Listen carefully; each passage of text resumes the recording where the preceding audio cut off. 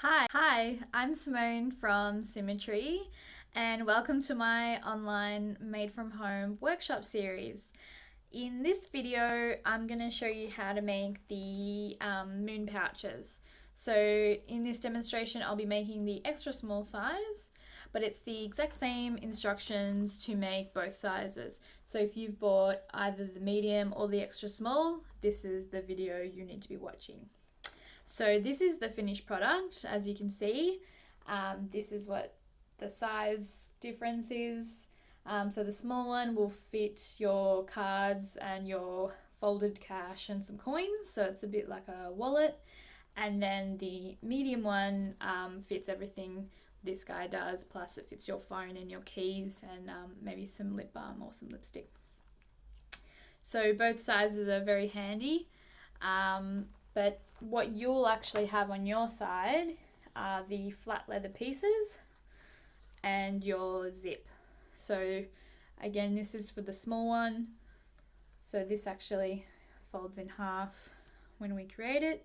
So you'll have your exterior leather piece, which is the one prepared with the stitching holes, and you'll have your embossing on the front there. And then you've got your leather facing, which goes inside, and you'll have your Symmetry zipper. You'll also have your thread, which will come with that as well. Then you'll have your toolkit if you've ordered it from me. This is just a combination of tools from local suppliers. I've sourced them from Melbourne Artist Supplies, which is where my studio is, and I've also sourced some things from Leffler Leather over in Kensington. The glue and the gum are both from Tandy Leather over in the US. They're very good products, and I've used them for a long time now. So if you're interested in getting more, just send me a message and I can let you know where to get them. You'll also need to prepare your workspace. So you might want to cover your table with something so that you don't get any glue on there. I've just got an old notepad, so I'm going to use the back of this just to work on. You'll also need just a jar of soapy water or glass of soapy water to clean your brushes, and just an old towel so that you can dry them. And then the last thing is just a white rag or an old white t-shirt that you don't mind getting dirty. We're going to use this to help prepare the thread. So once you've got everything ready, we're going to get started. Great, so the first step that we need to do is to burnish the inside window of the leather there. So you'll need your burnishing stick, your gum, which is natural gum from a tree. It's called gum tragacanth, so it has a bit of a smell, has a certain cleaning product type smell to it. And you'll just get your little foam applicator with the green stick. So you'll see I'm just scraping off any excess gum. You don't need a lot, just to kind of wet the sponge. And then we'll be applying the gum to that leather edge. Just let it soak in.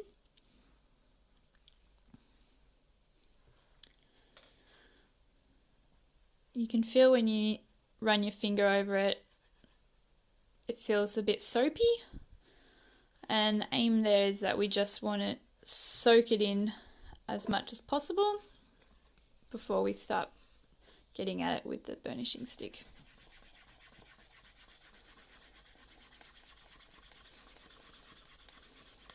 So I'm just applying, a light amount of force and rubbing back and forth. So this is applying friction and heat, and this is actually burning that leather edge, and the gum will actually polish it up in that process. So you can see there that it's gotten a bit shiny. I've actually already lightly burnished this guy due to my failed video attempt before this. So the more you burnish it, the darker it'll get and the more polished it will come up as well. So there's no harming in burnishing it more than once. And I'll just go ahead and do the other side the same way. So just passing that gum over the edge. You can do this in one long stride, or you can do it in half. When you've got the medium one, it'll be a little bit longer, so you might not be able to do it all in one go. Then just rubbing it in with your finger a little bit so that it soaks in. Take off any excess gum that may have slipped off the sides, and you can rub that on your towel. It's safe to get on your hands. It's no chemicals in there. And then just rubbing. I've just got it in the smallest groove of the burnishing stick.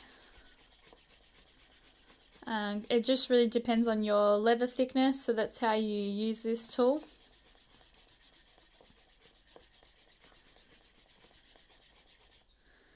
And yeah, it gets that all nice and shiny and it darkens it a little bit. So that's sealing the leather edge so that the oils from your skin or any dirt particles won't actually damage that leather edge. To do the inside, these ends, because they're nice and round, they're actually very easy to get to. Oh, just take off any excess. So just popping the gum on there, smoothing that in, and then passing the tool through. Do this side first and just pulling it tight and twisting.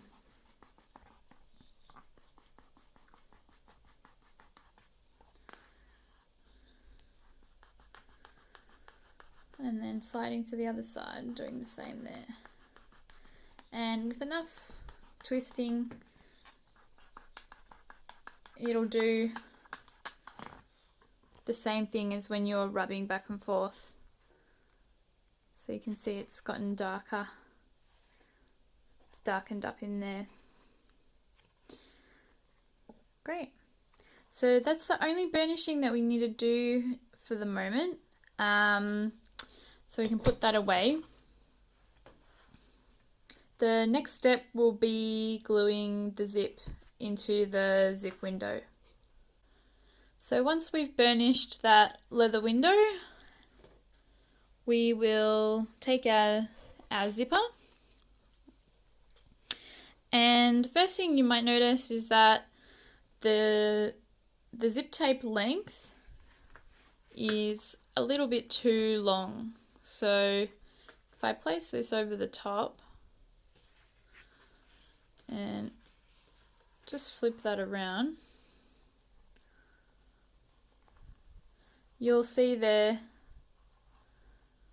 that it's almost hanging off the edge here, and it's very close on this side.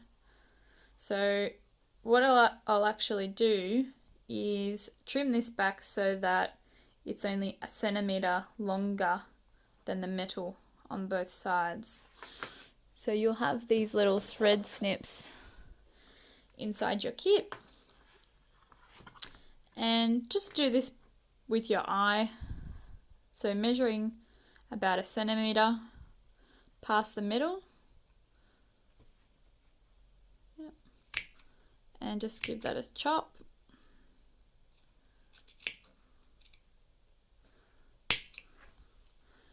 And do that at the start of the zipper as well. So the same rough centimeter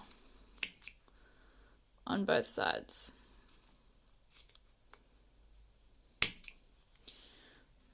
We'll get rid of those. So Now that you've trimmed the zip, we're going to glue this into place. So, getting your glue out, you'll need your foam brush. Yours will be new, I've used mine already. And your glue. So this is a contact glue. It's water-based, so it's safe to use, safe to breathe. You don't need any protective equipment when you're using it. It's a little bit like PVA, so whenever you're not using it, make sure that you've got the jar closed, as it will dry out. You can see that it's starting to dry up around the top here. They will last a long time in these jars. Just make sure that whenever you're not using it, you do have this closed tightly, and that will prolong the life of your glue. So the other tip is that when you're not, if you've gotten this in the glue and you're not going to use it for a while, to wash this immediately, because the glue will dry and it will harden and it will render the brush pretty much unusable. So there's a bit of cleaning maintenance to do there. So that's why we've got our jars. So when we're gluing this up, just close that properly. When we're gluing this up, we've just got to take note how far, how close to the zip teeth we can actually glue. So you'll notice there's a bit of a herringbone weave on the zip tape.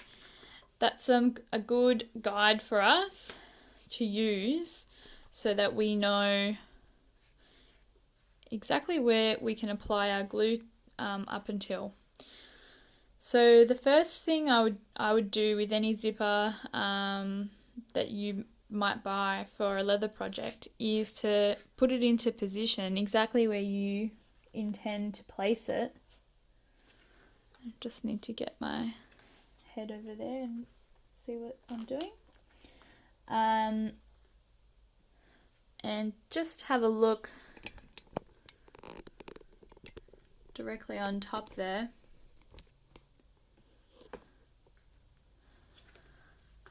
How far you've got until you can start gluing. So you can see there that you've got one angle and then it starts going into the chevrons. So we can glue up until this line thereabouts before the zip tape's going to be visible on the finished pouch. The other thing that I normally do is I always put the zip runner or the zip puller on the left side of the pouch, and we open the bag from left to right. So when you're placing your zip inside the zip window, just a tip to put the puller on the left side. So you can also see that we've got some room around here to add glue. So as long as we don't come at least 3 millimeters to the metal, then we're not going to see the glue on the outside of the pouch.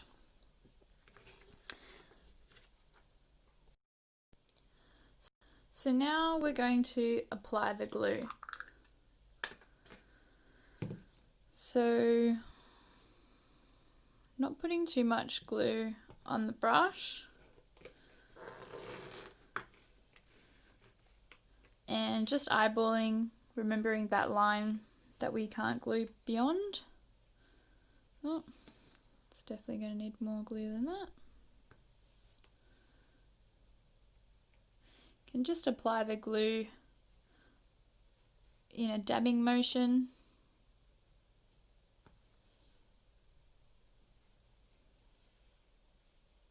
And then smoothing it along so that it's a nice consistent application of it.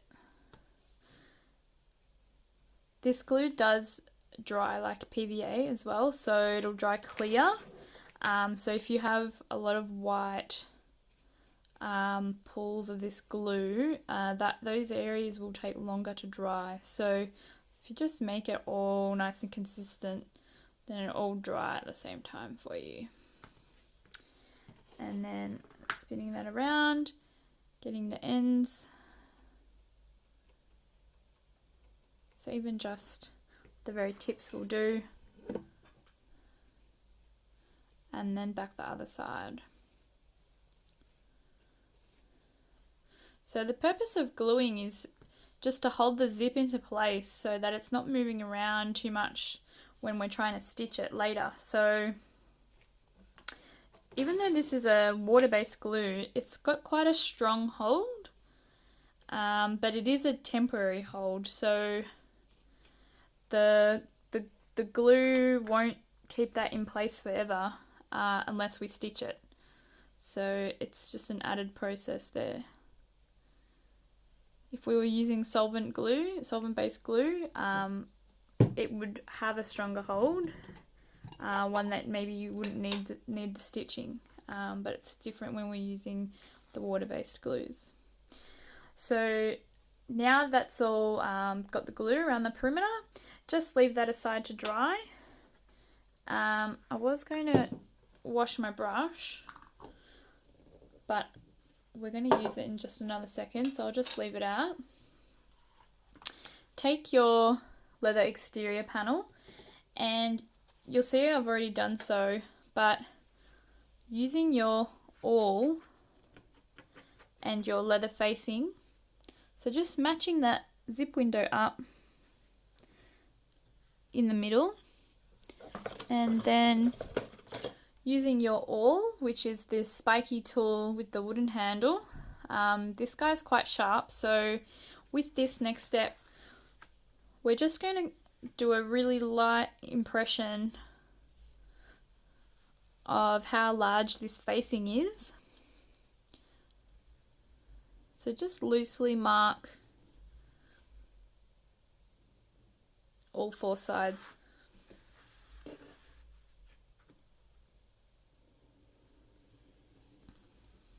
Just like that. So when we take that away, we're left with that creased line around the perimeter.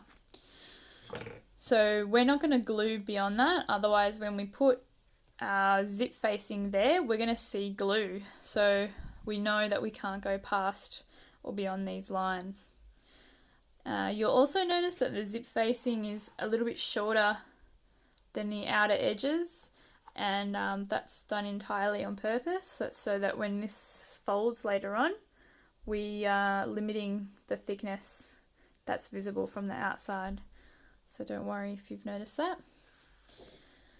So now that we've got our glue guidelines, get the glue back in action. You can be a little bit more liberal with how much glue you put on to the brush this time.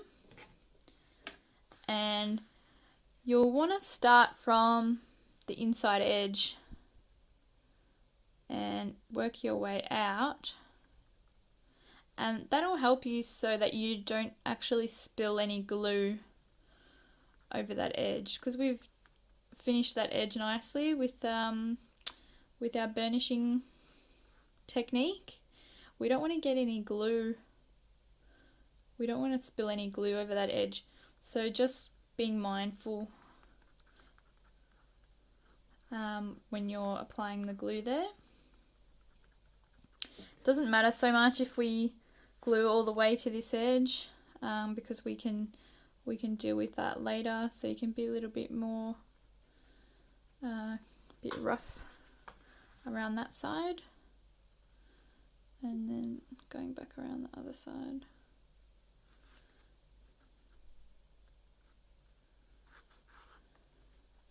A little bit more glue.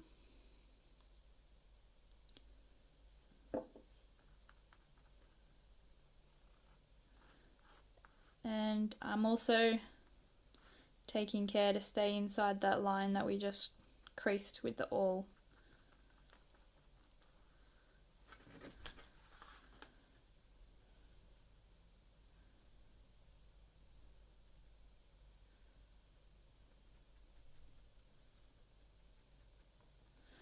That's done.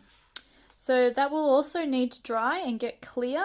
When it clears up, it'll start to get tacky. So this is already getting a little bit tacky. You can feel that you can see there that it's sticking to my forefinger.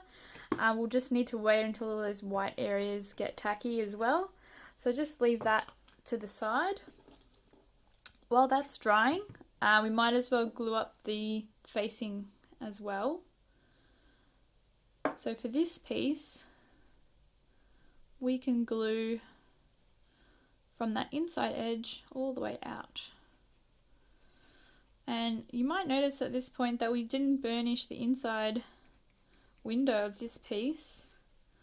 And the main reason why I don't do that is because it is on the inside of the pouch. It has less of a chance of getting dirty. So I sometimes don't bother with burnishing that inside window. The leather is also thinner that I normally pick out for this piece because it does go in the inside. I normally try and use a nice thin piece of leather, so it's often quite hard to burnish when it's very thin. So you're more than welcome to burnish this before gluing it up, but to me it's not really a necessary step that you'll need to take. So just getting the glue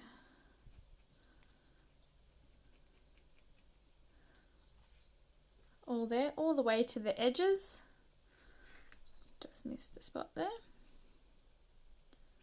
This is why you need something to protect your table, because you'll get glue on it. And just let that to dry over to the side as well.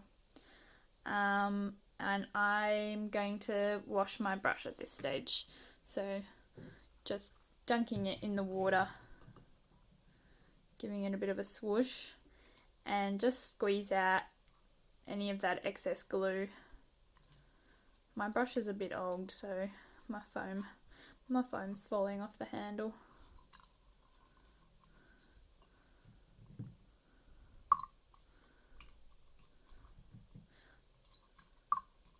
Just give that a clean and just squeeze that into your rag.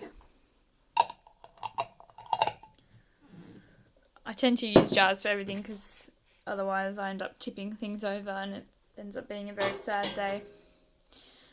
So just kind of squeeze all the water out of that with your old tea towel, and that'll be ready to use in a moment.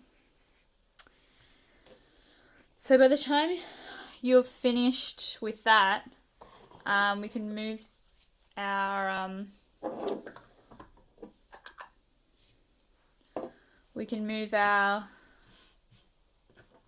notepad aside so that we've got a nice clean surface. Just pull away any excess glue that maybe be built up there. So you'll see that this is nice and clear. You've got a nice clear varnish where we just applied glue. The glue on the zip tape as well has gone pretty clear. There are some areas here that are still white.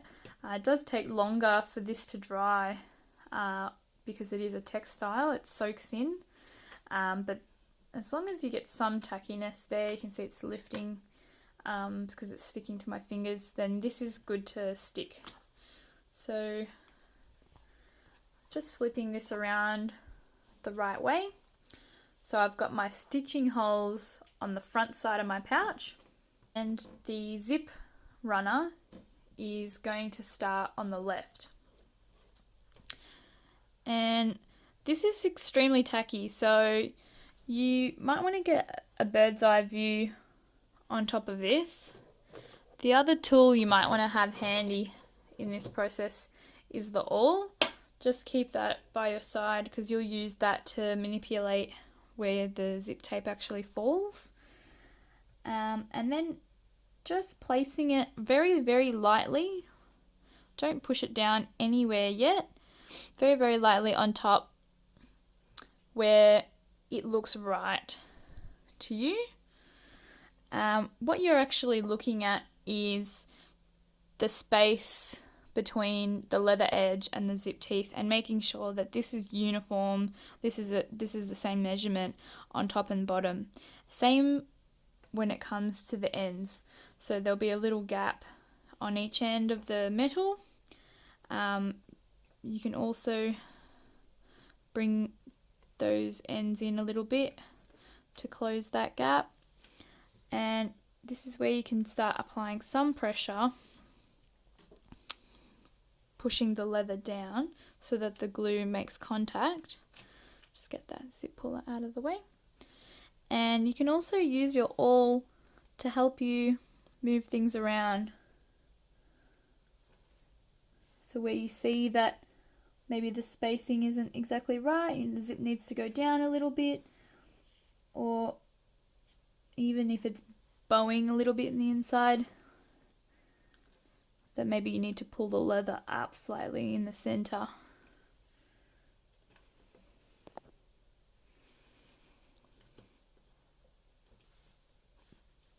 And then just pushing around once you're happy with the position.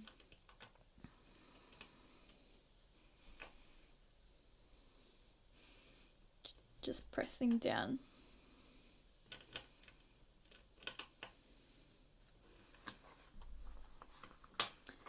And then flip that around.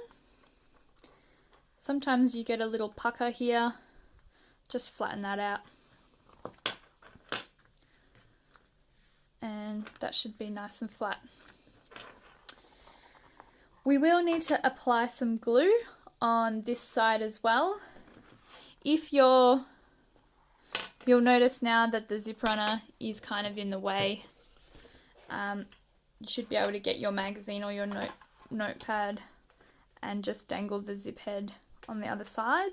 If that's not high enough, the poly mat that comes in the toolkit, you can just chuck that on top and dangle the zip runner off the side of that poly board as well, so that you've got a bit of a flatter surface to do the next step of gluing. So back to opening up the glue, and we're going to glue the lining side of the zip tape. So this is what's going to join up with the leather facing. So if you need to eyeball this again, just so that you remember what line you have to glue up to, just pop your leather facing really gently on top so it doesn't stick to the glue on the other side, just so that you can see where your seam allowance is, and then just jabbing the glue in position. I have a clear indication when my glue needs to go because it's seeped through, but it might be different on yours.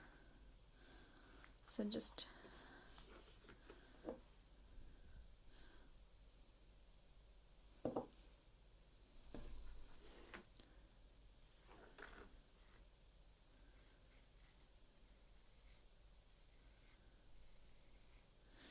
make sure your brush is really dry before you do this step, because the water from the cleaning that we've just done will mix with the glue, and it can really easily wick across into the center of the zip tape. So if you've got a really wet brush, you might have a bit of an accident where you get glue where you weren't supposed to. Just putting glue on that side as well. And we'll just need to wait a few minutes for this to dry before we can put it on, before we can apply the leather facing on top. If you just notice any parts where you haven't glued up to for those on the leather, you can just touch that up at this stage. But I'm just going to leave that to the side to dry for now. If it's taking very long to dry, you can also start fanning it, which is something I do quite a lot in my studio. So grabbing your magazine or your notepad, just give that a bit of a fan, just to get that glue to dry. Sometimes if you apply the glue a little bit too liberally, this will happen as well, where you're literally waiting for glue to dry before you can move on to the next step.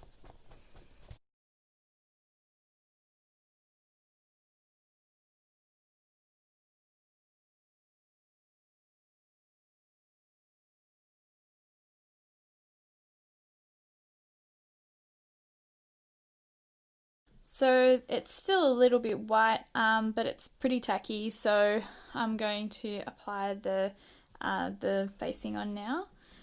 So it's best to do this maybe on a flat surface. I wouldn't use the poly board to place underneath during this step, because it has this honeycomb pattern or texture on the board, and if you're pressing down with the exterior leather, you might end up with a bit of a texture on that leather side. So just using your table should be enough for this. Have your awl at hand again, and like the previous step, you might want to get a bird's eye view of this. So getting right on top of the work, you might want to stand up and placing that zip facing right on top. You want to get it stacked right on top of the same position of that zip window on the outside. So if you can see where the leather is through those holes, try and line it up exactly on top. You've also got that, glued crease line around the perimeter as a guide. And you've also got the straight line from the herringbone weave in the zip tape to make sure that this isn't bowing in the center there. So just using some light pressure to move that around. If you do want to get the awl in there because your fingers can't get in, that's what it's there for. And then you can start applying some pressure. The side with the zip runner,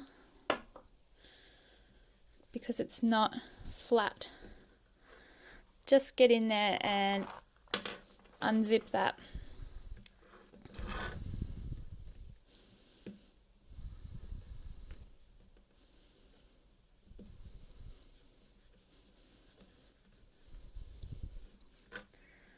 Then give that a good press.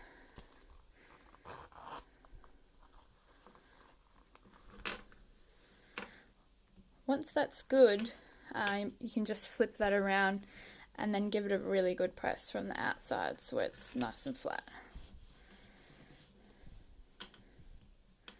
I would be pressing it harder around the stitching line, just so that it gets some good contact there and pushes out any of the air bubbles that might be trapped. Cool. Now we're ready for stitching. Okay, so we are ready for poking the stitching holes from the top side to the underside, and I did already film this, but I've had a technical issue and I've lost that video, but I'm going to show you again. I'm going to walk you through that again. So essentially what the next step is that you're going to do is you're going to take your awl and you're going to pierce the holes from the exterior side of the leather, and you're going to poke them through to that leather facing underneath. So this part's not super tricky, but the thing to keep in mind here is that when we're poking this all through, is that it needs to be at a 90-degree angle to the leather. So as long as you get that right, then you're going to be fine. The other thing that you'll see me doing is that I'll bring my second hand in to push down and give it a little bit more force. That's going to give you big holes through to the underside, which is going to save you a bit of pain with the needles later. So if you keep going through with two hands all the way through and poke every single hole as you go around. This is going to open up all those holes all the way through the leather thickness, ready for stitching.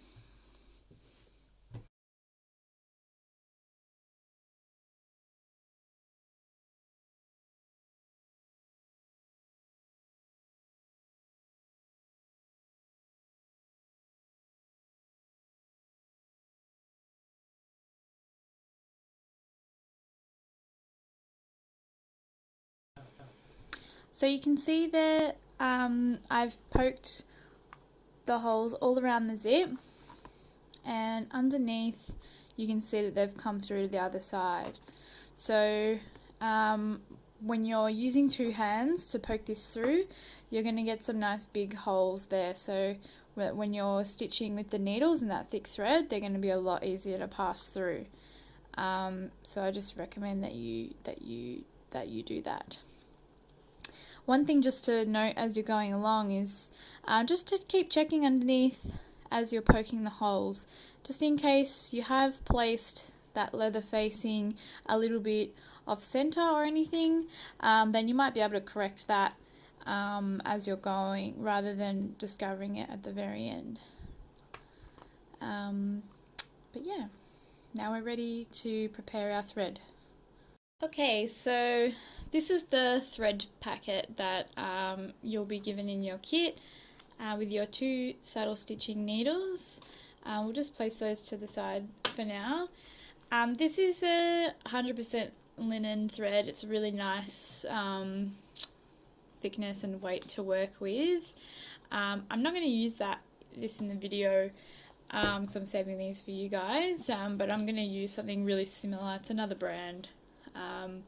It does behave slightly differently. I think maybe it is, like a micron thicker or something, but it more or less looks the same. So you can just see the 2 brands that I'm working with there. So the length of thread required for these seams is roughly something between 3 and 4 lengths of the seam length. So it does depend on the leather thickness you're working with. I'm going to take about 3.5 because I don't think I need the total 4. So I'm going to just loosely give myself the first length, and you don't need to be like super accurate, just overshoot it, because it's better to have too much than not enough. Then once you've got your first length, I want you to just double that. So that means you've got 2. And then give yourself 3. And then go ahead and cut off the half length beyond that. Once you've got your thread cut, just untwist, try and smooth it out, and then grabbing your beeswax to prepare that. So this thread's currently raw linen, it's uncoated, and we're going to give it a wax finish. So this is a beeswax, Australian sourced beeswax. So I'm just holding the thread and sliding it through, and I'll just switch the thread around each time, just kind of rotate the thread in between your thumb and forefinger each time you pass it through, and then grab it from the other side and do the other half, so that you've got each part of your thread totally coated with that beeswax. And then once you've done that, you'll feel that your thread is quite sticky, and you've probably got some excess beeswax on there. So that's where our white cloth comes in handy, and you'll see that this is my cloth that I use for my production, and I use this a lot to just pass through passing that thread through to smooth any excess wax off, and it kind of smooths it into the thread. So now you'll have a very straight thread now. It won't be as twisted as it was before. And what we're going to do now is thread the eye of our needle.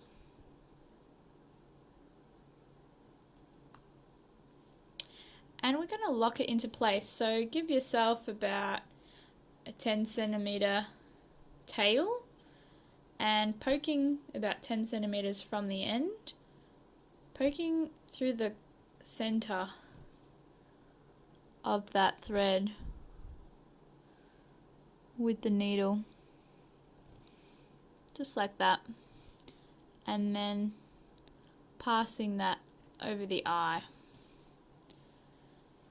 Pull the body and just so that that loop goes up to the top, and then just smoothing that down.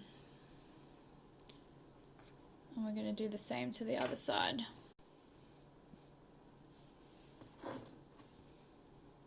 So just the same again, poking that needle through and piecing it about 10 centimeters from the end. Just a really rough measurement, don't get your ruler out for that, and just piecing it right dead in the center through the thickness of that thread, pulling that loop down and then pulling the body of that thread up so that the knot or that loop ends up towards the eye of the needle. Great. So now we're ready to start our first stitch hole. We're going to start with the holes at the back. So this is where our overlapped stitching is going to be, where we start and where we end. So just remembering that this is going to be the front of our pouch. This is where your embossing will be. The stitching holes will be on the front. So the back of the pouch will be the other face. And we're going to start roughly where the curve meets the straight line.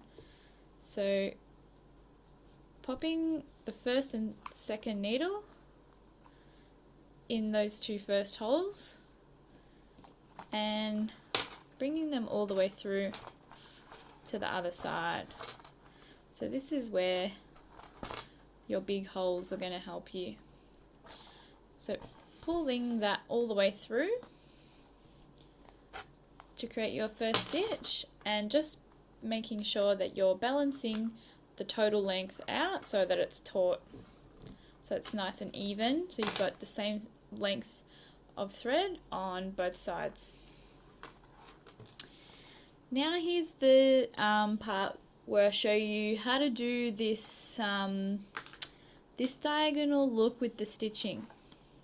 So you would have noticed more or less before we actually poked the holes with the round awl that you'll see it more here now, that the holes have a diamond shape to them. So they've got a slant, and the reason for that being is so that our actual stitches, when the thread is in there, they don't look crowded within those holes. So to show you an example, here are those stitches inside those diamond shaped holes. So they actually occupy side by side inside each diagonal shaped hole. So to get this pattern to look as consistent as this, there's a certain technique you need to follow with your stitching.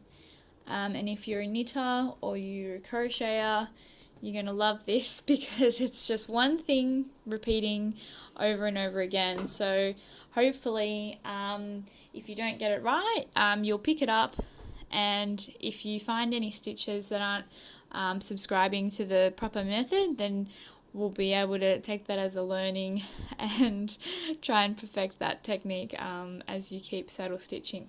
So once we've got the thread wrapped around the first 2 holes, we'll take the second thread,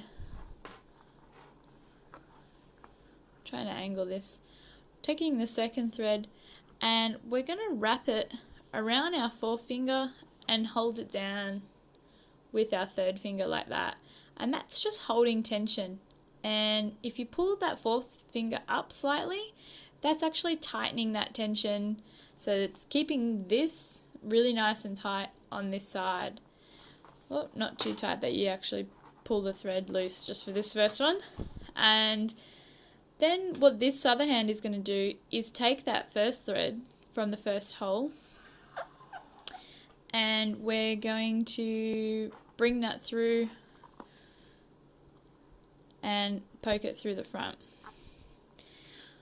It is important when you're doing this, when you're piercing one of the needles through a hole where a thread is already existing in that space, it's really important that you don't pierce that thread that's inside that hole. It's going to weaken the thread. It's actually going to pierce right through the center or off to the side, and it'll make a burr on that existing thread, and it will affect your stitching. So then pulling that through and using that finger tension at the back, that you're actually pulling that tight. So I'm lifting that fourth finger up like that. You can see that I'm pulling that tight, and that's what's actually going to help us keep tension as we go along. So then that front thread, that front needle, goes through the third hole, and pulling that tight, we basically do the same thing again.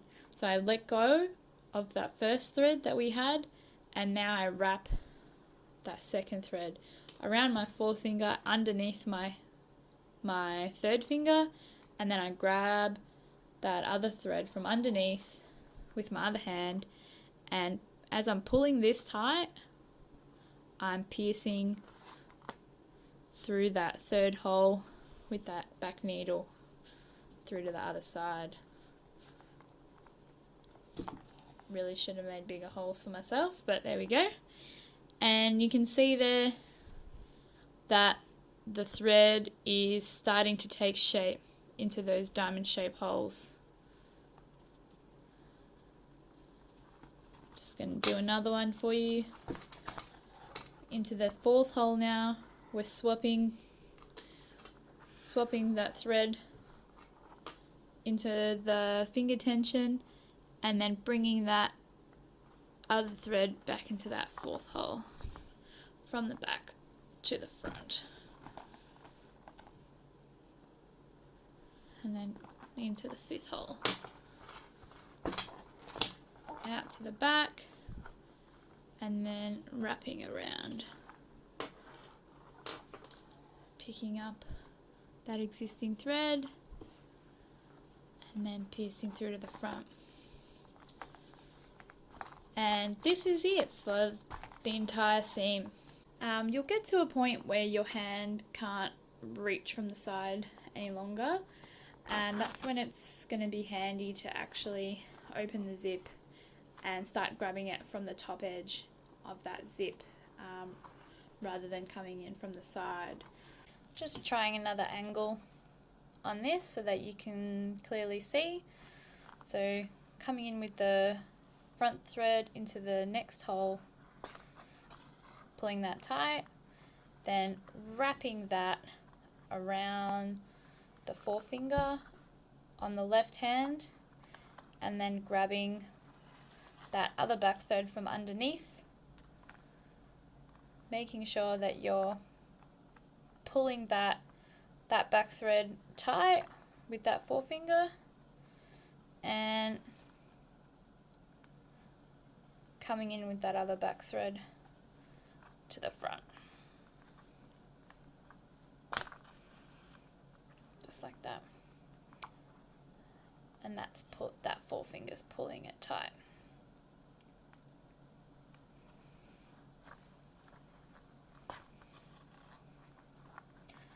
You'll find that you'll get into a rhythm with this. This is a really nice thing to do on the couch in front of the television, something that you can kind of switch your mind off and just kind of stitch away.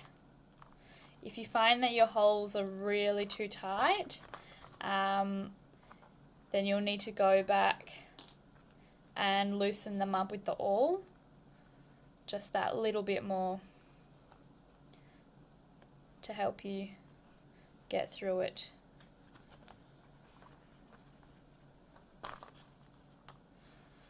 So we're going to do this until we go all the way around that zip window.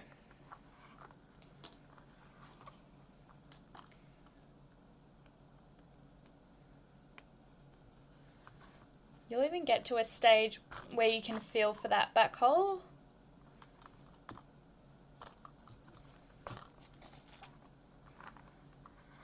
And you don't really need to eyeball it too much because the needle just finds his way through.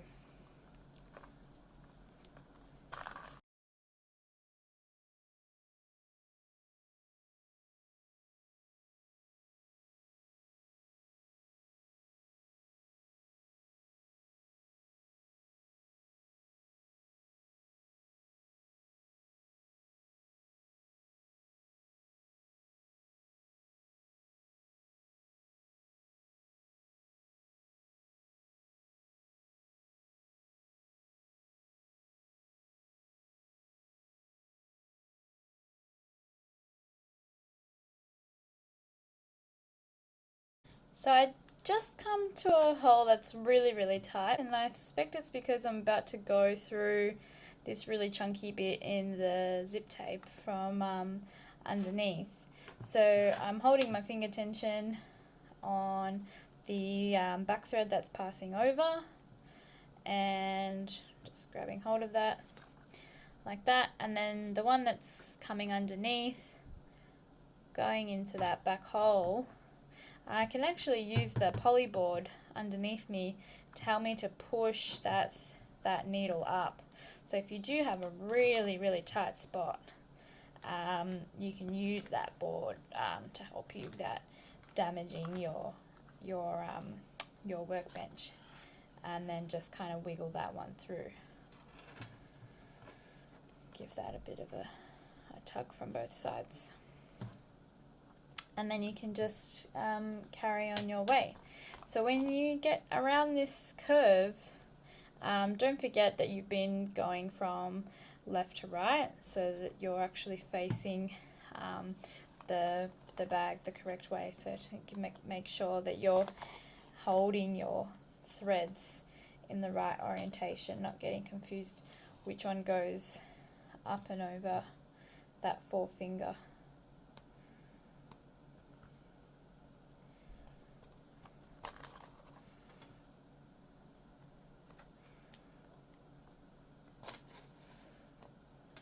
And then my fingers are staying in there and holding that thread on the other side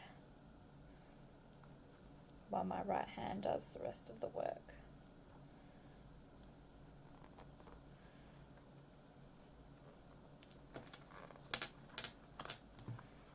That's looking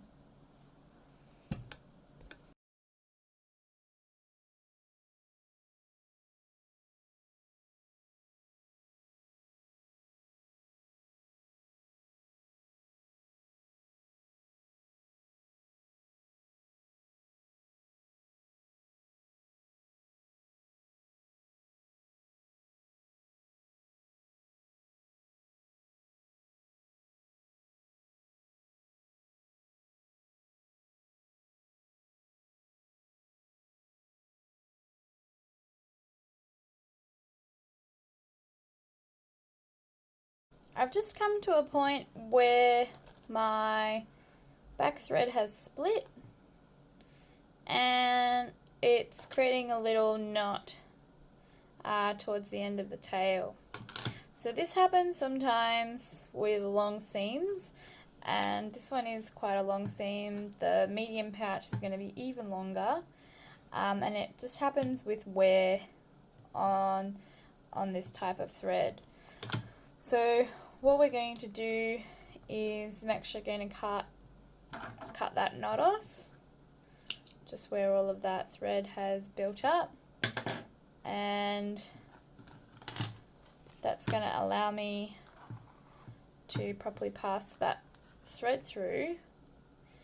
But then we're going to notice where that thread has actually split, and it's always near the eye of the needle, and it's because the action of pulling this every time has actually worn away that thread that little bit.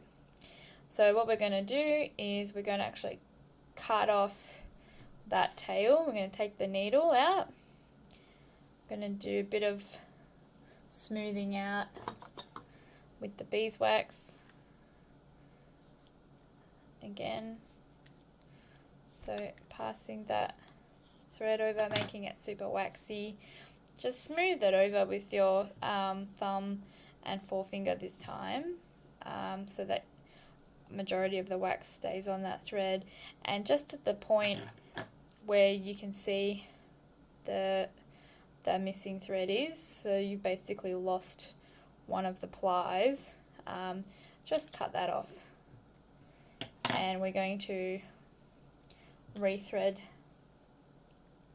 the needle from there. It's at this point that you might not have very long to go with the seam, but the best way to tell if you've got enough thread is just to pull that remaining thread across the seam, and if you can make it visually to the other side plus a little bit more, then you're fine, you're going to make it.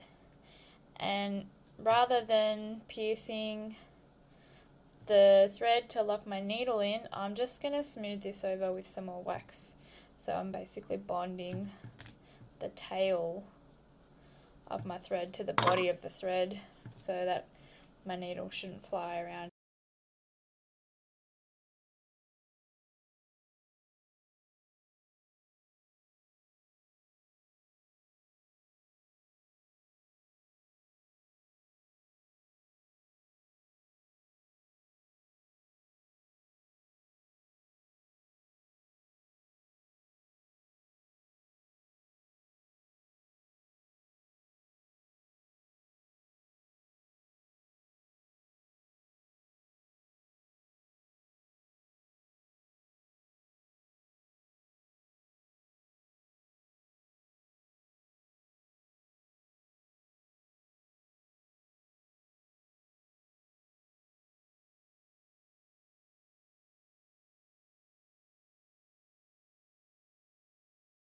To do the very last stitches, you might find it a little bit tricky to get your hand in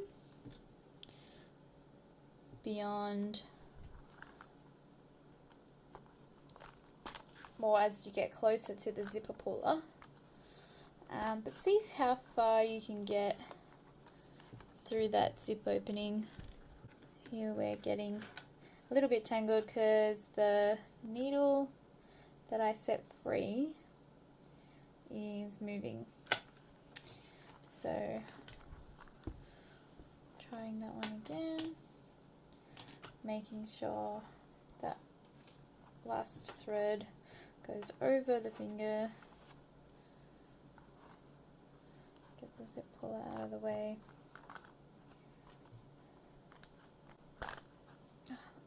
Hole.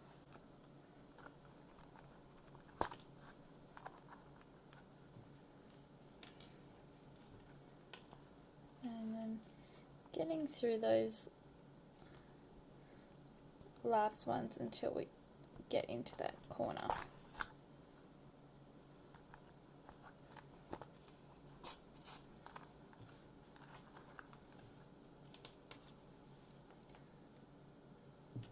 You'll start to get the hang of this and move your hands around in different ways to be able to flip those threads around so you can see I'm actually using my right hand to swap those back threads around, make sure that I've got that very last back thread over my forefinger on my left hand, just like that, and the tail is tucked in there, just like that. So now we're getting to the point where maybe the zip puller is actually in the way, so we just need to zip him back up and approach it from the other end of the pouch, like so.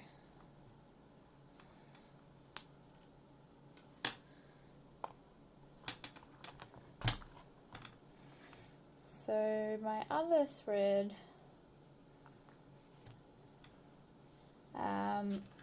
just that tail needs a bit of a chop because he's getting caught.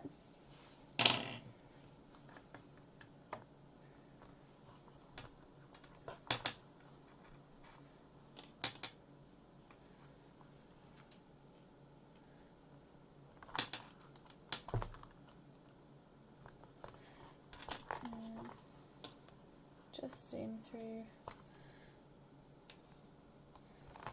these last few ones.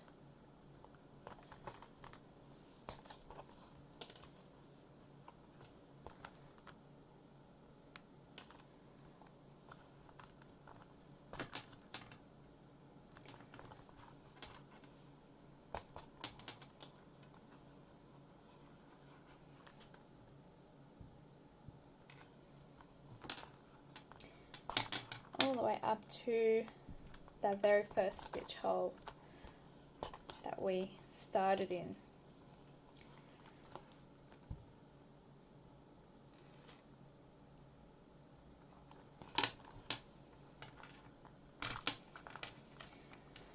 So once you're in that first one, just untangle that, we're actually going to overlap 3 more, and we're going to tie a knot as we cast off.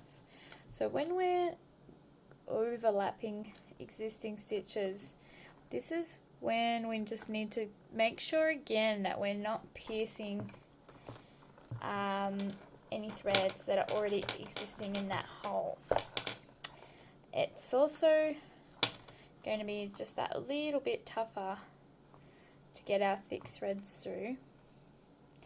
So if you've cut short any threads, that might be a bit of a pain. But our original 3.5 length is still a nice length. So popping that through for 2, and it's still the same overlap technique, holding that finger tension at the back all the way through, giving the wiggle. And then here's the last one. So I'm going to put that front thread through, and I'm actually going to leave a loop here on the front side. So I don't want it to be pulled tight just yet. And pull him over to the right side of the work. And then coming through with that back needle, making sure you're definitely not piercing that front loop. And the way you can test this is having that needle just poked through and actually trying to pull that now back needle back out. And if it does move, it means that you haven't pierced it. So you're free to pull this through all the way through. Just making sure there's no knots there.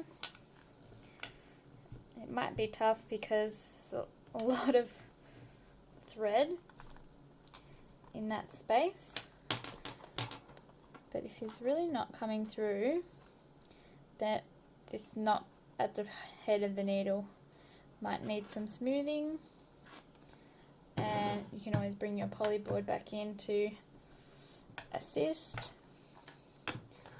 So then you've got that pulled through the front. What we're going to do now is flip it around the back, and that's our tail that's sticking out, so don't worry about that. But this front thread, there's not a lot of needle left, but I'm actually going to loop him around at least twice. Loop that around the back thread, or that. And what this is going to do when I pull both tight now, it's going to create a knot. So if I pull this front needle, it's tightening up the back loop. I want to finish that front loop off, like so. And this back loop, we're going to pull it tight. So those two loops that I just made with this needle, they're now sunken in to the cross section of the leather. And you can see, I'm just going to remove that needle. You can see there that there's nothing to be seen on the front, and there's nothing to be seen on the back. Just cut that needle off. Give this a really good tug from both sides. That's going to really tighten the knot inside there. And just cut this flush against the leather, like so. Then one last thing to finish this off is we're going to grab our glue again and bring in your poly board. Just that last hole where we made the knot, just loosen that hole up again.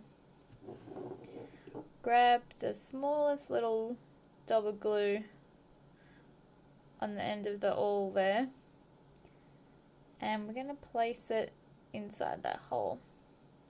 So this is going to just fill that gap up, and it's going to hopefully plug up that that knot so that that knot's not going to come undone. If you see anything from the front, just give that a bit of a clean up with your nail.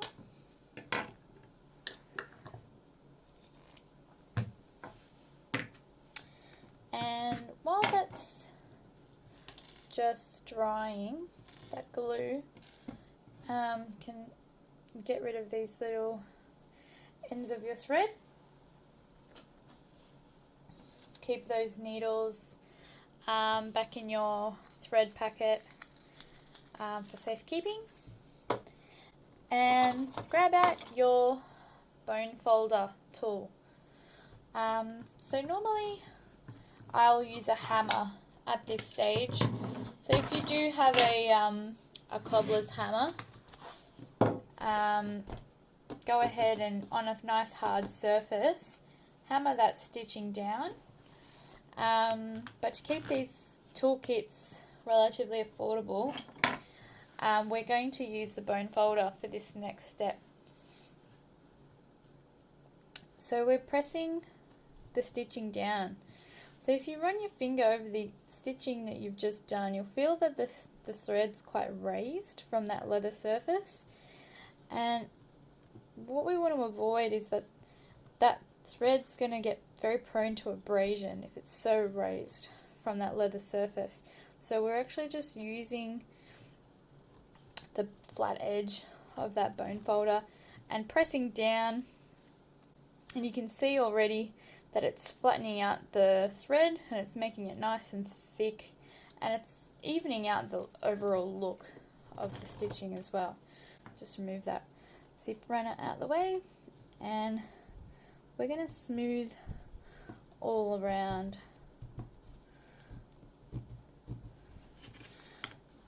Just take care not to excessively rub the leather itself.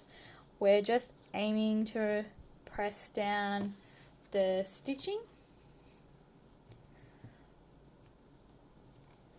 So I'm kind of angling it down, not this way, angling it down towards the edge of my leather to minimize any kind of rubbing against the leather that might happen in this process. Get that nice and flat around there.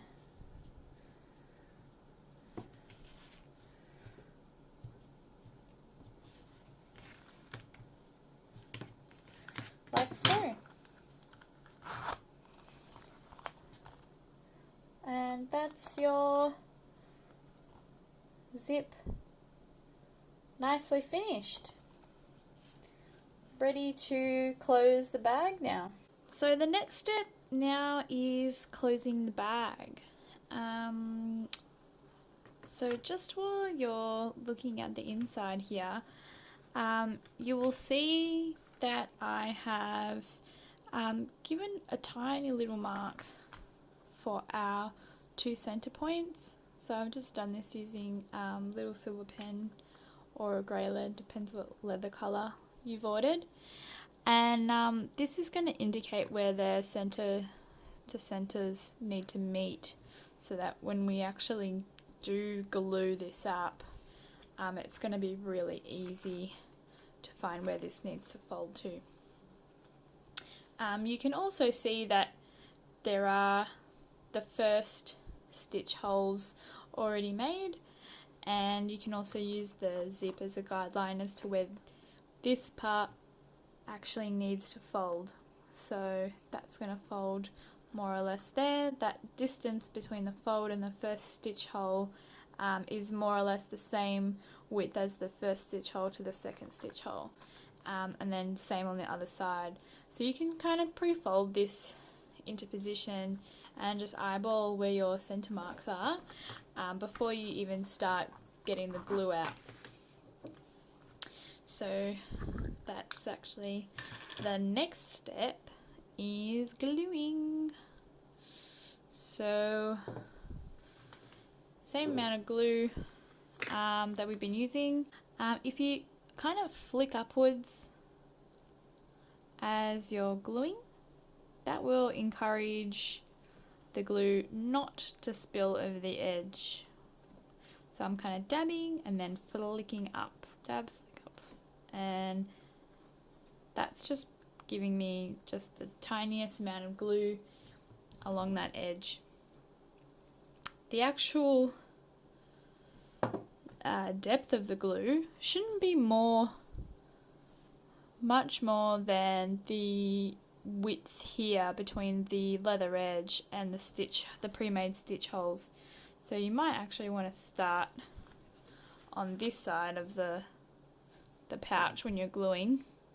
That way you do get a feel as to what that depth needs to be. So it's really just gluing along the perimeter of that all the way around.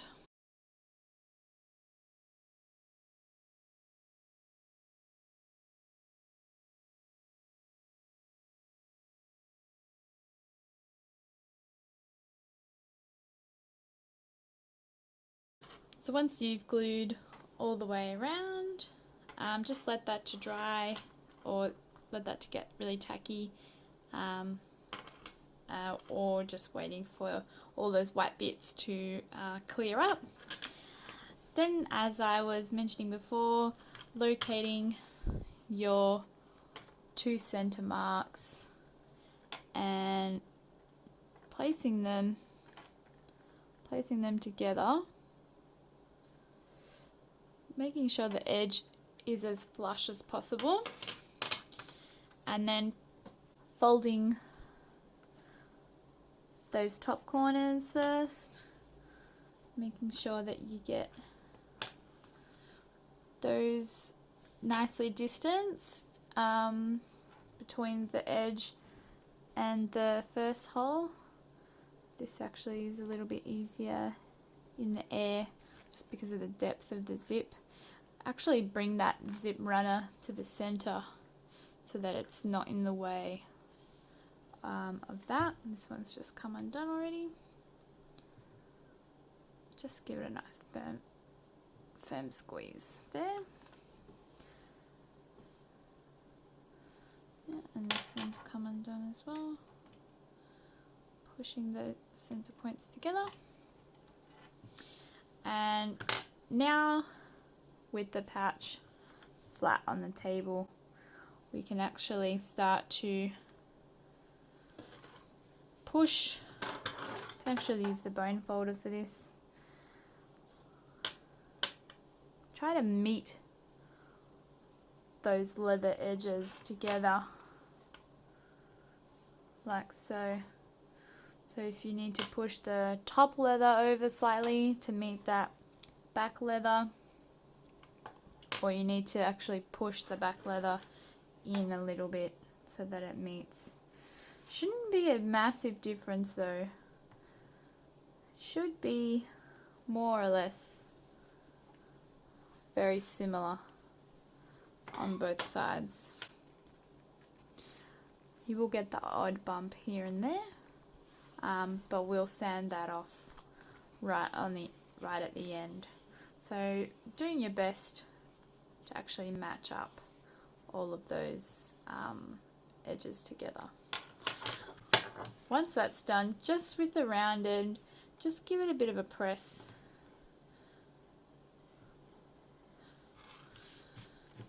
Just smoothing it out, squeezing out any air.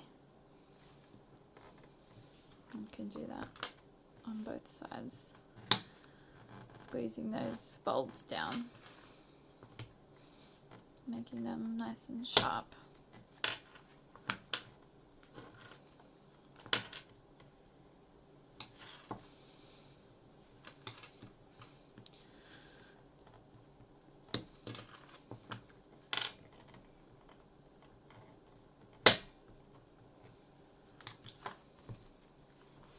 Beautiful.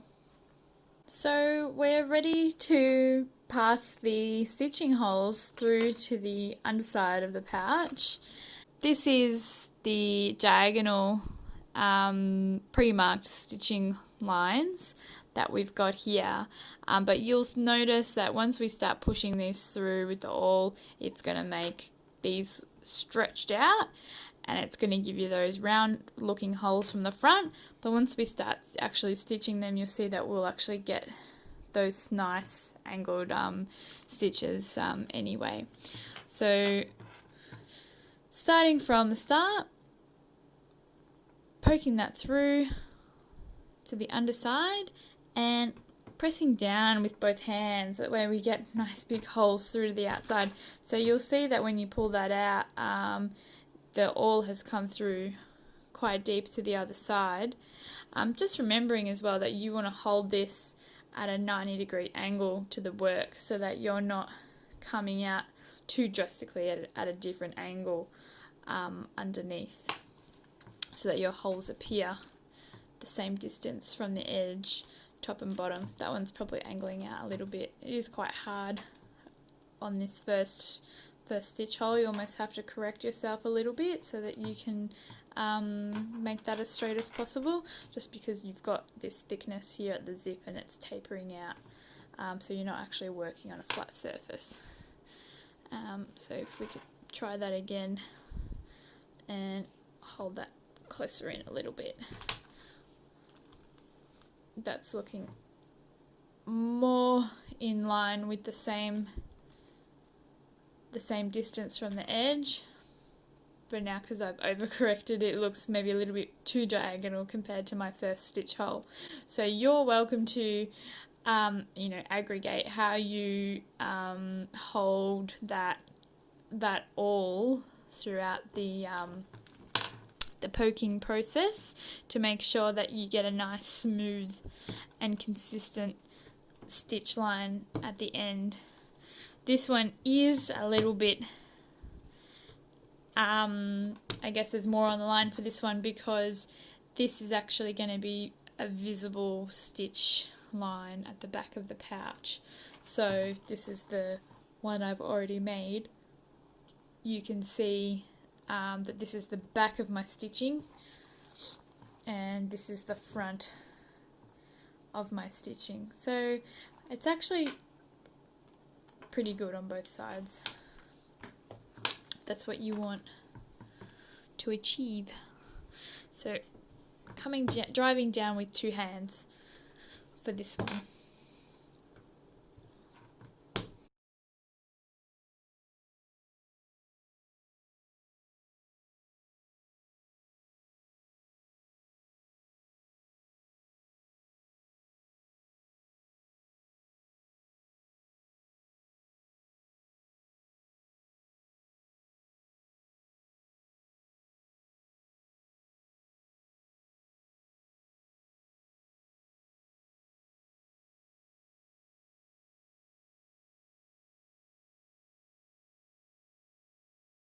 Just nearing the end of poking these holes through, and again you'll see that we're on a bit of a tilt, so the easiest thing to do actually is just to move that zip, run it out the way, and then you've got a flat surface again. So just reminding to make those adjustments where you need to ensure that you're working on a flat surface or with a flat surface, and just getting all the way to the end like so. So as you're poking those holes through, just keep looking underneath and checking your work as you go, just so that you can adjust the angle that you're holding the awl in case you aren't holding that at a 90-degree angle to the work. So when taking the thread for this seam, my leather thickness here is much thicker than what it was when we were dealing with the zip. So I'm actually going to take 4 times the seam length for this, plus a little bit more to accommodate tail lengths as well.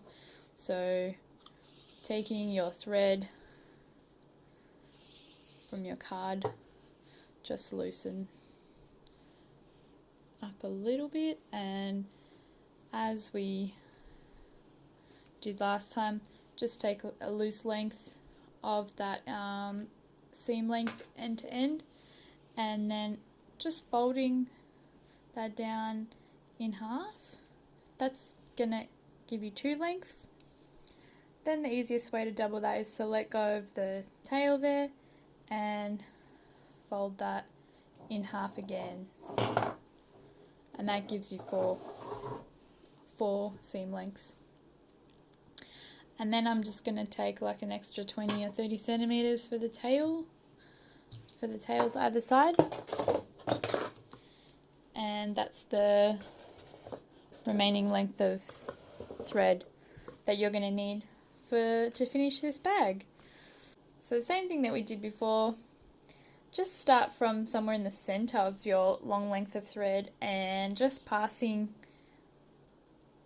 your thumb against the thread and passing it all the way through, and just twisting it so that you're covering the thread with beeswax on all sides of that thread. Pass over it in the center as well. And I'm just going to load this up with wax. And then grabbing our white cloth, passing the thread through the white cloth just a few times, just to kind of remove any excess residue that might be there. Then the same thing that we did before, and threading each end. Just give yourself small tails no more than 10 centimeters and poking through to lock that needle in. What I might do as well is just add some extra beeswax there to hopefully smooth that out, and just use your fingers to wipe away any residue. And then the same on the other side.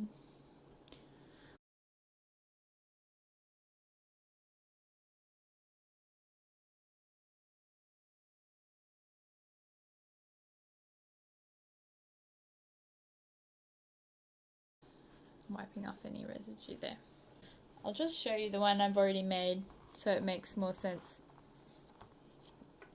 Because when we're going to start on this side, but when we finish, we definitely need to do some overlapping to lock the end of our threads in place. So to keep the bag looking symmetrical, I do the same overlapping on the start of my stitch, just so that it looks the same. You can't see where it starts, you can't see where it ends. It's a mystery.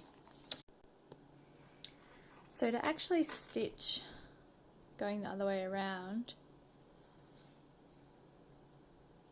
the easiest way is to start from the other side. So we're starting in the second and third hole away from the edge, and we're doing the same thing as before, where the thread on the right side is going over the forefinger, and this is tucking in above that. And then moving to the next hole, switching the threads behind there, and then coming through. So you can see there the angled stitching is still looking the same. And then going around the top, just do this one at a time.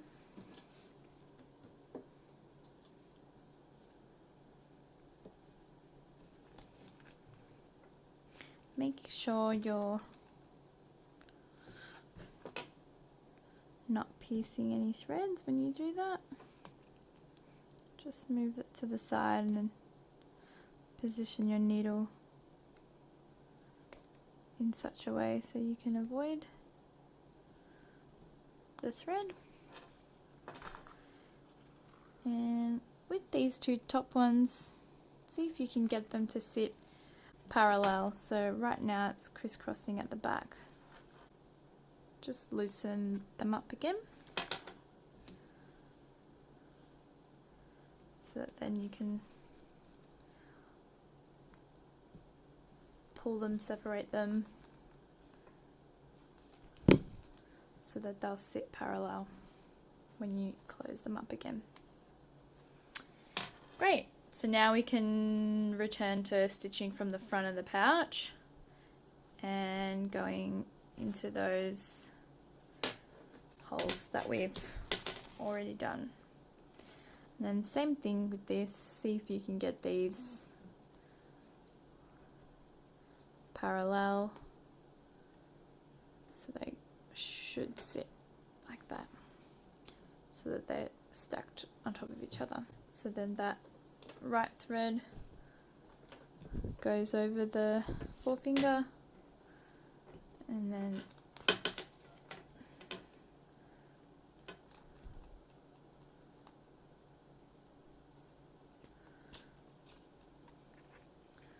try and get this looking parallel too.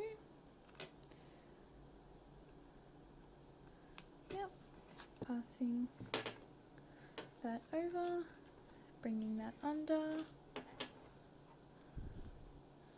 and back in the same hole.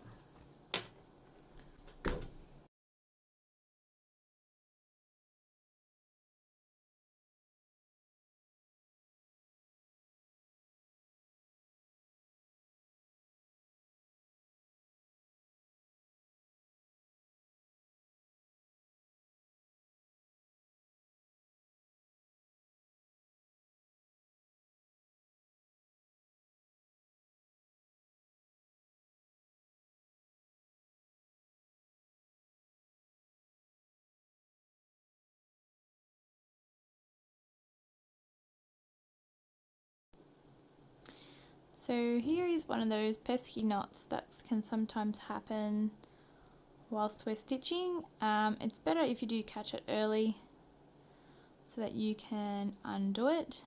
Sometimes it's a matter of just pulling the tail through and it will be free, but sometimes you need to loosen that up a little bit, loosen the knot up. So get in with the awl, poke around a little bit, so then we can loosen that up, and there we go. There it is. Just try and pass this backwards through, and that should be free.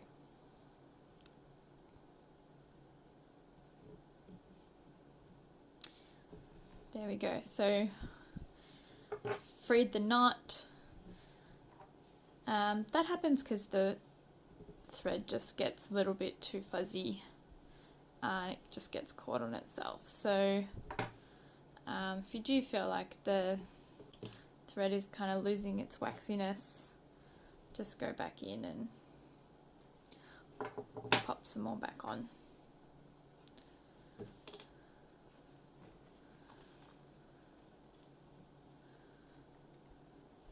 And then away you go. You'll also notice that I've popped that white fabric just underneath the pouch.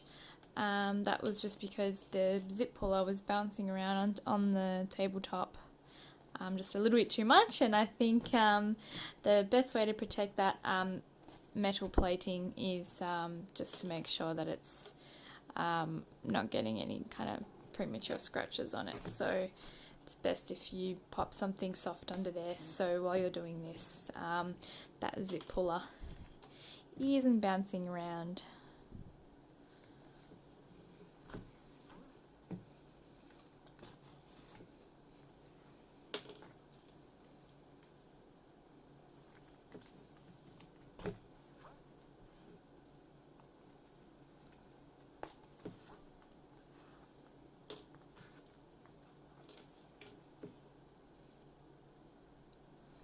And you can see I'm getting into a little bit of a rhythm with this now, and hopefully you are as well.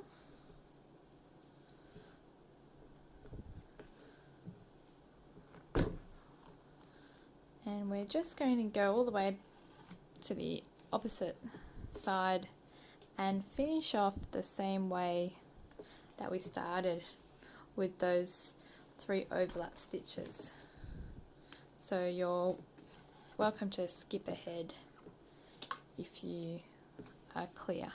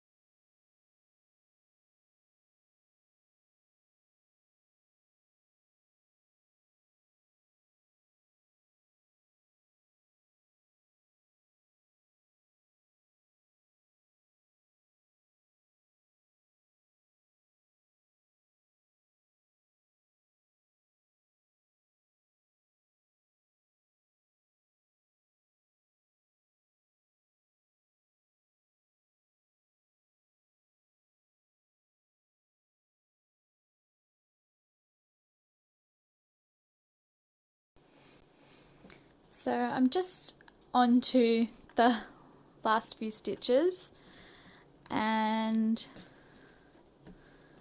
we're just going to do them as normal, just like we did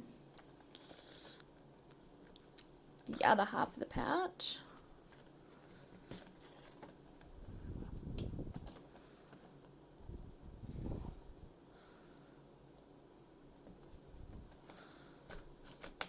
Well, might be a good idea just to zip that out of the way.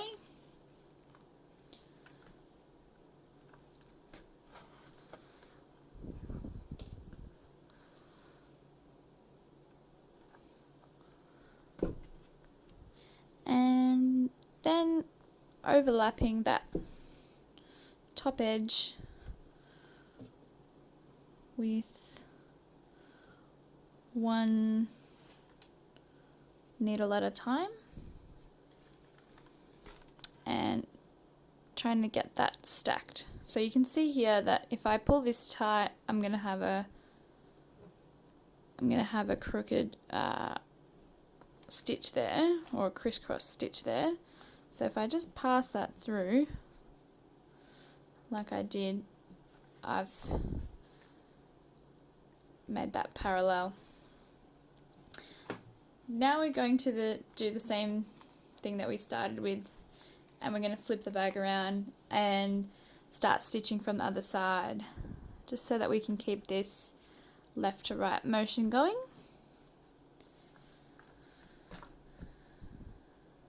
Try and get that stacked up there as well, and doing the same motions with the needles that we've been doing since the start.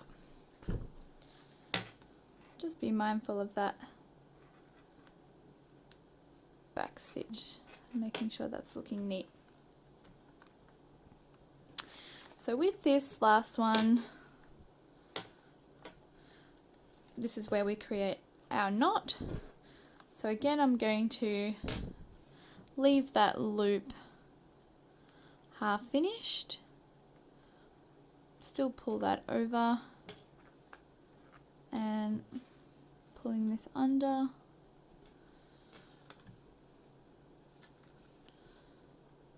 making sure I'm not piecing any threads, and making sure that where you do the loops is actually on the back side of the pouch.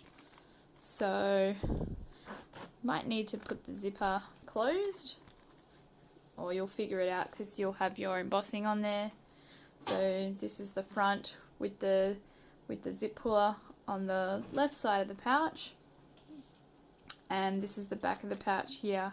So with that loop and just with the needle that you've got available there, just loop this through and around twice, like so. So you'll have a little twist against that loop there, and then pulling that same needle tight, just close that front stitch so that is looking as neat as possible. Might need to do some manipulation to get it looking parallel like that. Once that's nice and closed and neat on the front, we're going to take that other needle and kind of yank the back closed like that, and just tug on them both as well, and that's going to disappear the loops that we just made into the hole from where those needles came from. If you need to fix that stitch, just that last one, so it looks parallel, you can do that with your awl or with the needles. Just position them gently where you want them, and then can give them another tug like that. Make sure that that knot's nice and tight, and then grabbing your snips,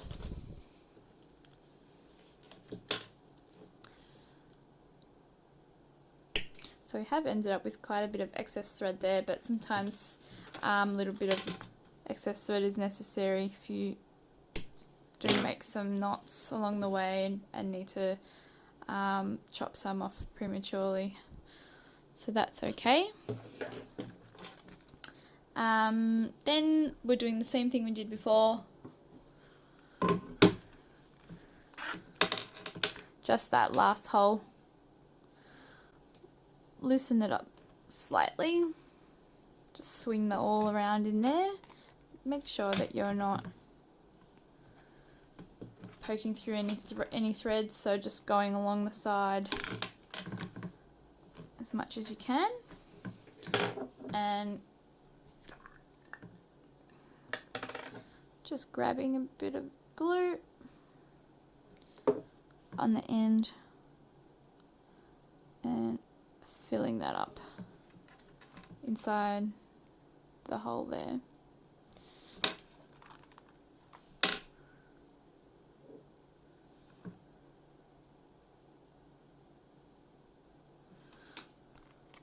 So that should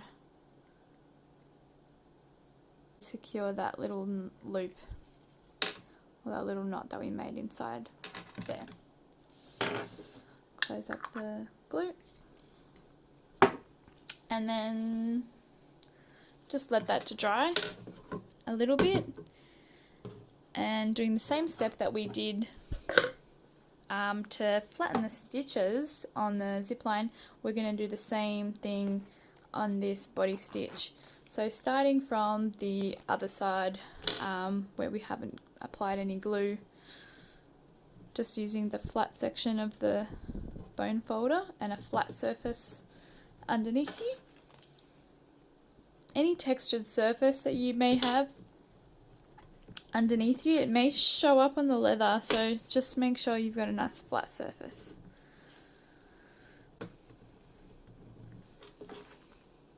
Yep. Flattening those out, making them look nice and neat.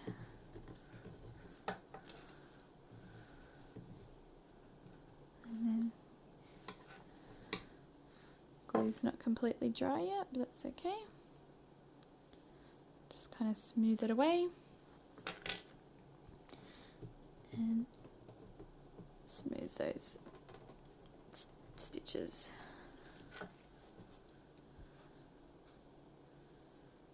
Nice. Almost finished.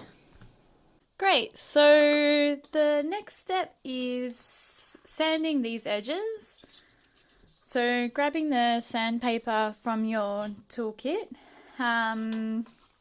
This is a pretty medium grit sandpaper, and it needs to be a little bit heavy so that we can take off any variances in the leather and smooth this out. So we really want this to be as flush as possible and as smooth as possible.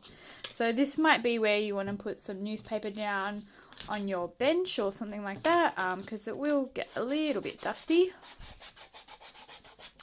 But I would be holding the pouch now at a 90-degree angle to the sandpaper, and then just going back and forth, going in one direction at the moment just because I don't want to accidentally nick the stitching that I've made there with the sandpaper, so just be mindful of that.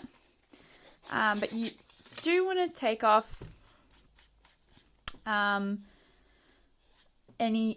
of those kind of areas where the edge is not uniform. So going along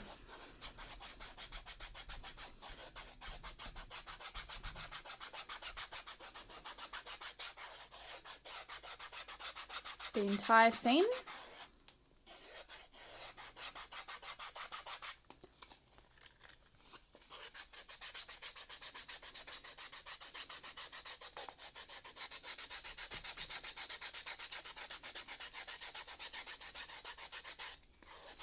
You might have some areas that are worse than others, but just spending a bit more time on those areas where it's needed. So making sure that you're getting it as flush as possible.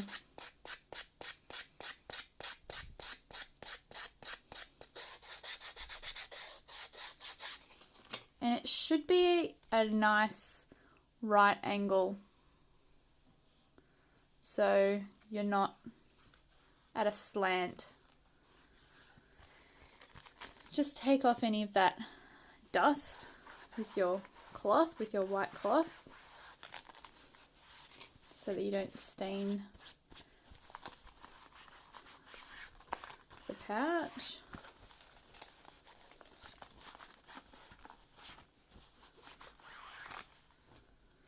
And you can see just after wiping it that already it reveals whether you've done a good job or not. There's probably one area here that I do need to go back to. Just here.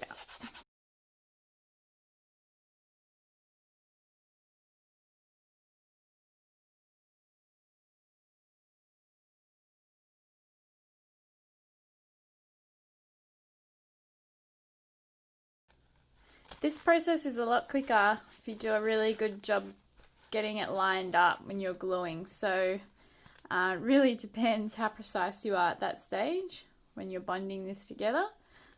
Sometimes when you make the stitching as well, it will move things around a little bit. So there are variables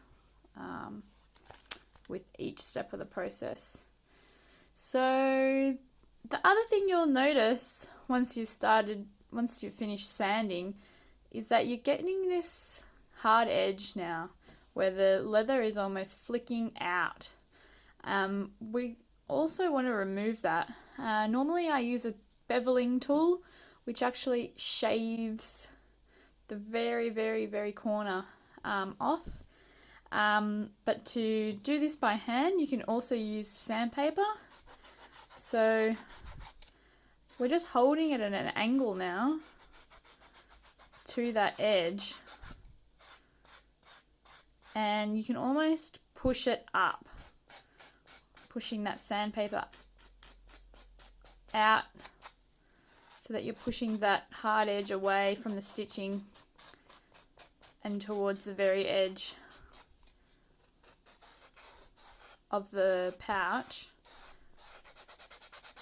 And that's going to help round this out that little bit more, which is good for two reasons. It's going to wear a lot better over time. It's going to not catch on things as easily with that rounded edge.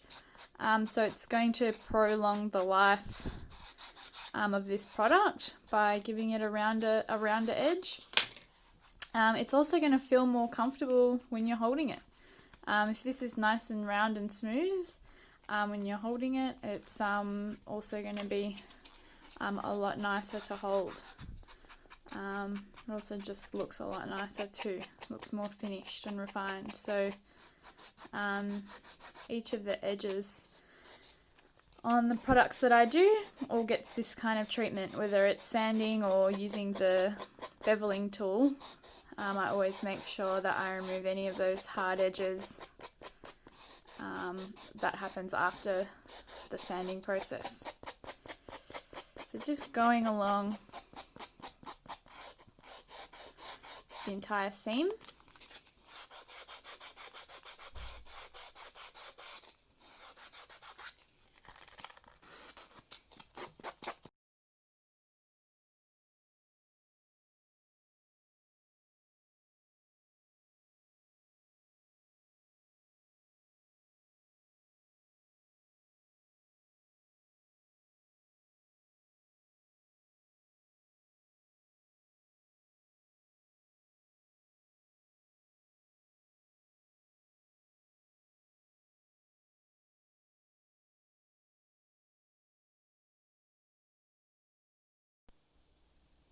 So you would have seen there that I've flipped that around as well, and also done the other side of the pouch so that both of those hard leather edges are gone from both faces. So make sure that you go ahead and do that. So you should have a really nice flush leather edge right at the thickness of the leather, and you should also have a nice rounded kind of finish on both sides. If you have some areas that still feel a little bit hard, you can definitely go back over them. Just get it to a point where you're happy before burnishing. With burnishing, we'll use our sponge applicator again. So just putting a nice amount on both sides, but then scraping off any excess. And then applying it to our leather edge.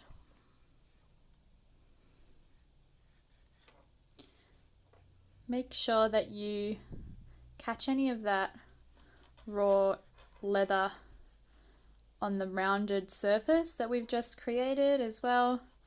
And I'm just flipping the sponge both sides so that I make sure that I get enough on there at this stage. So I'm just going to do half the pouch at a time.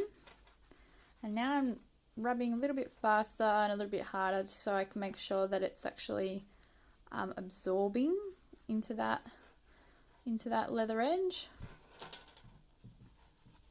Well, if you get any on the outside, just wipe that off with your fingers. Yep. And then just feeling it with your finger. It feels like it's nice and soapy there. It should be nicely absorbed. Then with the burnishing tool, I'm probably going to go up into the second groove.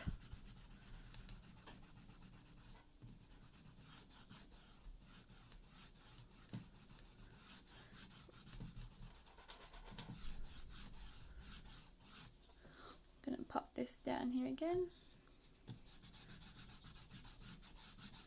And you see that it's darkening up.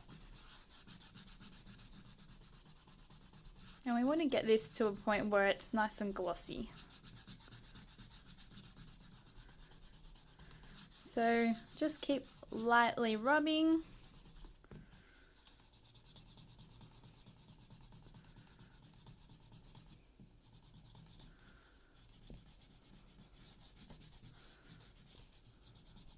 And I'm going to take it to about 75% of where it needs to go, just at this moment, before I do the other half. But you can see that it's still looking very white and raw on the other side. So just repeat that process for the other half.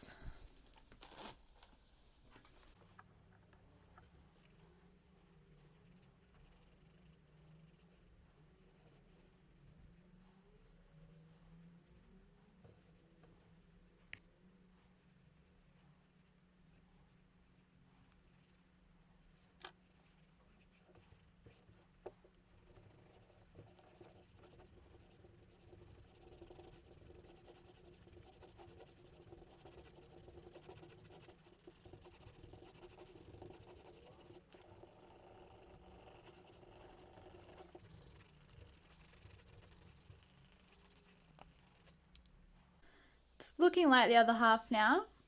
You might see areas at this point that look as if the leather is almost folding on itself, revealing a little bit of a seam. You might see the little glue line in between as well. We can improve that a little bit more just with more sanding.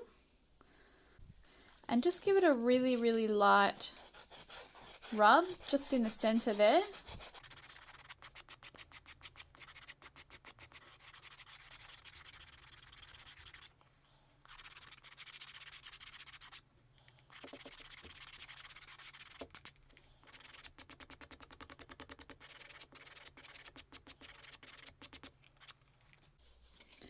And then grabbing that white towel, this time really, really giving it a rub.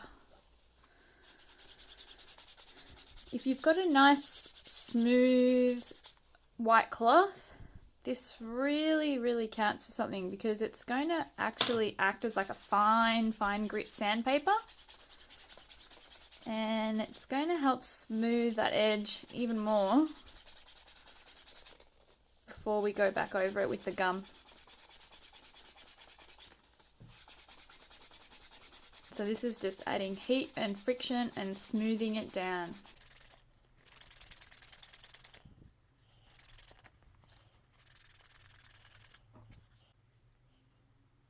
So there's still some of that seam visible at the moment. We're just going to go back over that with the gum again. So this time I'm going to do the whole pouch at once. Really putting the gum all the way around, making sure I'm catching any of those rounded edges as well, and just making sure it's nicely absorbed.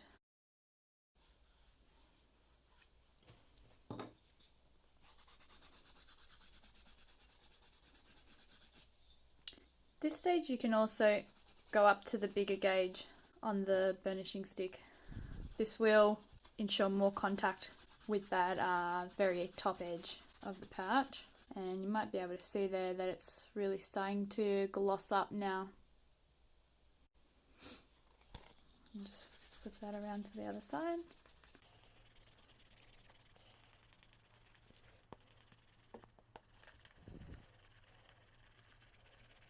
So the gum itself is actually adding a seal to that edge, especially on the colour like as light as this one.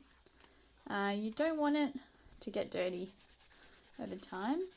Might pick up the oils from your skin, pick up bits of dirt from around where you place it, and this is going to help to protect that edge. It's pretty round on the back, but there is this still hard edge on this side. Hard to see on the camera, but if you find that you're still getting a hard edge, which happens after burnishing because this is effectively squashing it back down, collapsing the leather onto itself.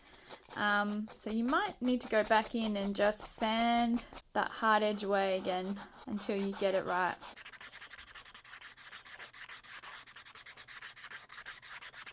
Now this is the perfectionist in me, so if you are happy with the way you've done it, you're more than welcome to stop wherever you need to, wherever you want to.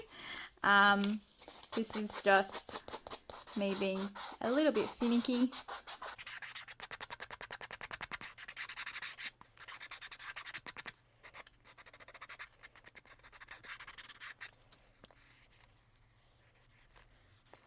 And again, taking that cloth and giving it a nice hard rub on that edge.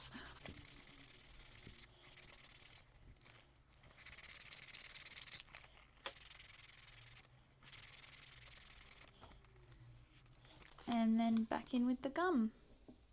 Just putting more gum on there. And going back over those areas I've just sanded. So you can do this as often as you like, even throughout the life of the product. If you do find that it is getting dirty over time, then you've got the tools now to upkeep the finishing on this edge.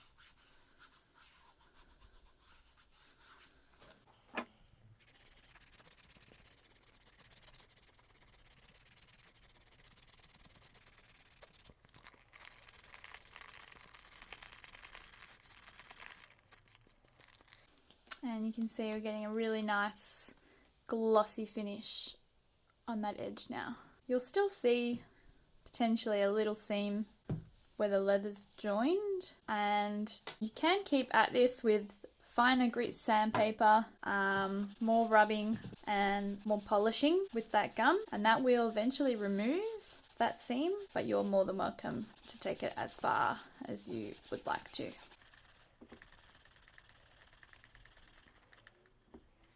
That's looking really, really nice. So one of the very last steps is just grabbing a clean sponge and some water. Just submerge that totally in the water and then giving it a really good squeeze to take out most of that excess water. Just dry your hands of any excess water as well. We're going to apply that water from seam to seam across the bag. This sponge is potentially been squeezed out too much.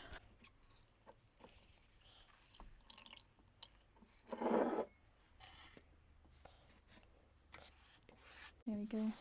The aim of this is just to apply a little bit of moisture across the whole bag, just to get it slightly wet. Because this leather has actually been covered with a wax coating, it won't absorb it in a uniform way across the style. So it might start showing little droplets coming from almost like it's underneath. That's totally normal, but this is going to actually absorb the water, and it's going to fill up any scratches that have happened to the bag throughout the process. It's going to fill up all the holes in our stitching, and it's almost going to fill up all of those little impurities, and it's going to bounce back. So we're going to do that to the other side as well.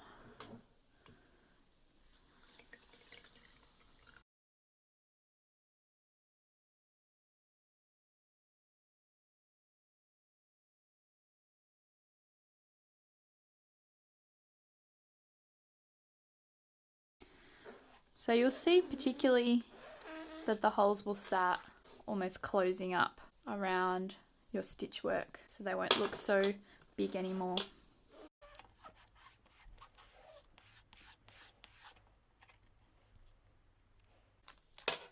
Just let that to dry naturally.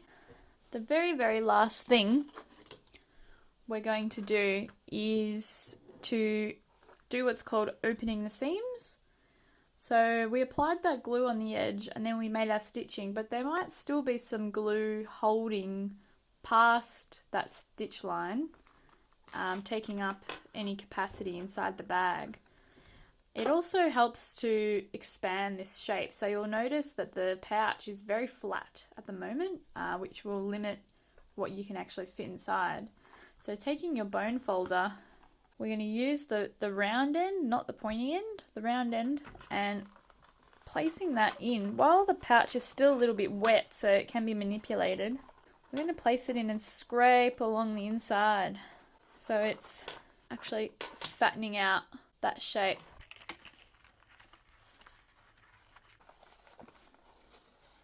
I'm going to do both sides of the pouch because you'll be holding the tool at a certain angle, and it's good to do that the same across the front and the back face. So it's getting quite big now, and this is because we've only got one piece of leather here, so this wet molding process works really well with Veg Tan Kangaroo, which is the leather you're using, and with only one piece of leather it will very easily take hold of the shape that you want it to whilst it's wet. So now your pouch is ready to use. I would at this stage maybe invest in a leather balm as well. I use a brand called Joseph Liddy. It works super well. I normally offer this in my studio workshops as like a complimentary thing, but due to the price of the product and the size it comes in, I couldn't offer it in the leather kits. It would have just driven the price up too much.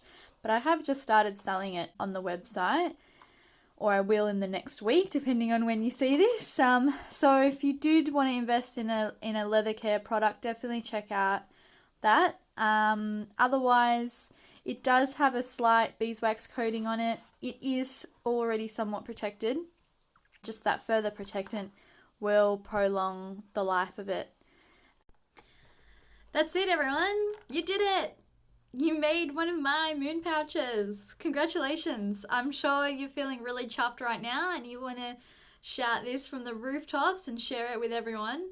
So I'd love it if you did so on my Symmetry Made From Home community Facebook group. So jump on there. I'll include a link somewhere in the website so that you can go and share photos, share your progress, share your tips. I'll also be on there, commenting and sharing my tips and tricks in case anyone has any issues with some of the steps. And it'll be just a great place for everyone to share what they've been through and share what they're getting up to while we're spending more time at home. If you've got any ideas for future products as well, I'd love to hear them. I'm definitely going to be releasing more. So please stay tuned and sign up to the newsletter if you haven't already, if you want to hear or see more projects of this nature. I'm really, really glad that you've shared this bag making process with me, and I hope you loved it. Please reach out to me if you have any comments or feedback. I'd love to hear it, and I hope to make more bags with you soon.